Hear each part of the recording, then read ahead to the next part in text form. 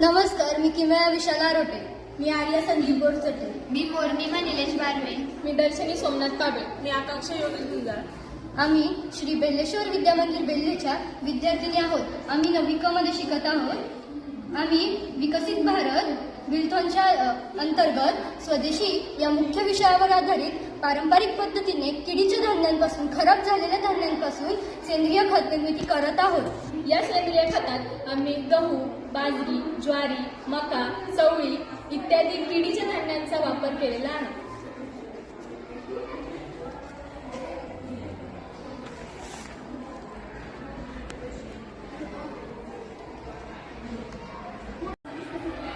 आम्ही यात मुगाचे प्रमाण 50 ग्रॅम, चवळीचे प्रमाण 50 ग्रॅम, गहू, बाजरी, ज्वारी, हरभरा, मका इत्यादी धान्य आम्ही 100-100 ग्रॅम घेतलेले आहे.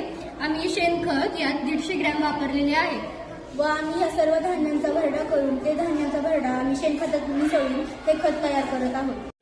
हे खत बनण्यासाठी 15 ते 30 दिवसांचा कालावधी लागतो व त्यानंतर हे खत 15 ते 30 दिवसांमध्ये तयार झाल्यानंतर हे खत शेतामध्ये वापर केला जातो व त्यानंतर वापर केल्यानंतर याचा उपयोग आपल्याला चांगल्या रीतीने होतो.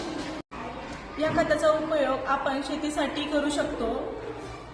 या खतामुळे शेतीची सुपीकताही वाढते, पीक वाढण्यास भर होते आणि उत्पादनातही भर होते. तसेच आपण जर रासायनिक खतांचा उपयोग जर केला तर त्याचे दुष्परिणाम आपल्याला आपल्या पिकांवर दिसून येते. म्हणून घरगुती धान्यांपासून जर आपण सर्वांनी हे सेंद्रिय खत जर बनवले व सर्वांनी हे यूज केले तर याचा चांगला उपयोग आपल्याला दिसून येतो. हे खताचे आम्ही 5 नमुने 5 शेतकऱ्यांना पडताळणीसाठी दिलेले होते.